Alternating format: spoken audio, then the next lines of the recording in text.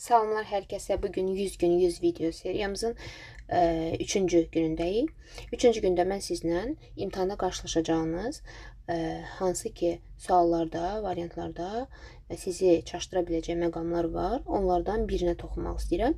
Bu sırf qeyri-metalların hansı bəsit maddələrlə reaksiyaya girməməsidir. Bu qısa bir videoda siz öyrənəcəksiniz ki, bütün qeyri-metal kimyası kursuna nəzər salsaq, qeyri-metallar hansı bəsit maddələrlə reaksiyaya girmirlər. Bugün mövzumuz ancaq qeyri-metal və bəsit maddə. Yəni, burada iki bəsit maddədən söhbət gedir.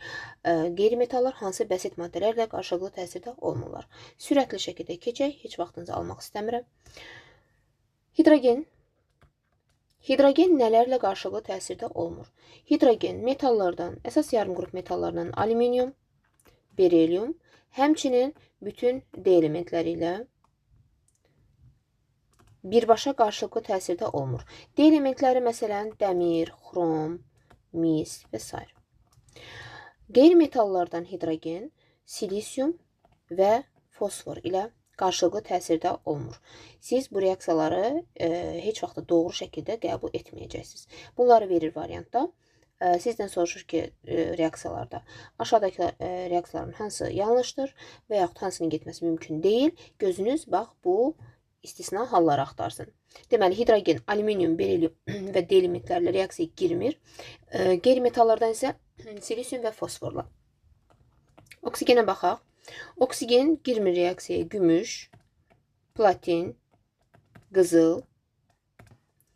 Həmçinin qeyri-metallardan halogenlər, flor, xlor, brom, yod və təsirsiz qazlar. Hansı ki, nəcib qazlar deyirik bunlara? Helium, neon, argon, kripton, ksenon, radon. Adətən testlərdə ilk üçünü verirlər. Üçündən birini.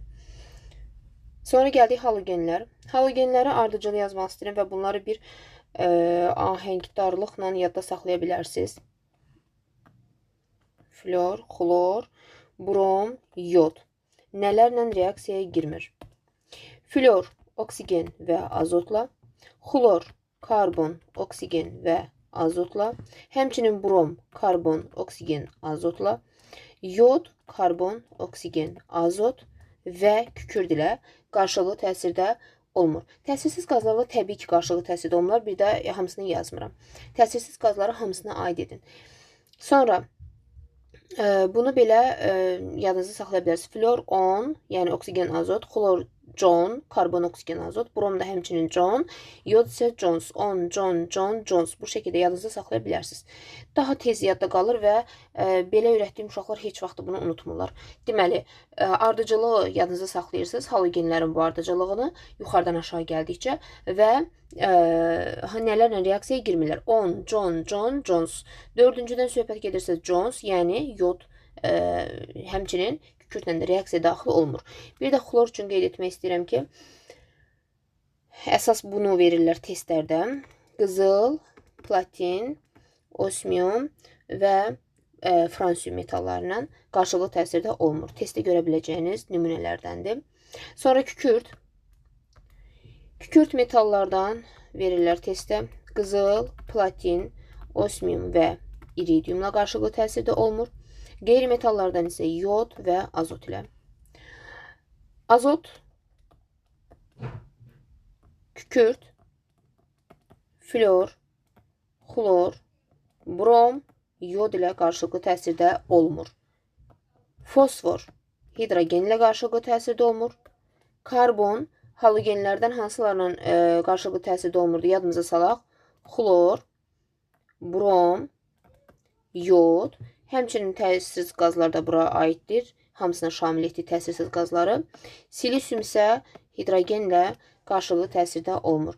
Metallarla əsasən qarşılıqlı təsirdə olurlar. Bu ipucu sizdə imtahanda əslində reaksiyaların seçilməsində, bir neçə sualın işlənməsində çox kömək olacaqdır. Buna inanıram, sizə imtahanda uğurlar arzu edirəm. Sağ olun. Videonu bəyəndinizsə bəyənməyi, yazmağı və paylaşmağı unutmayın. Hələlik.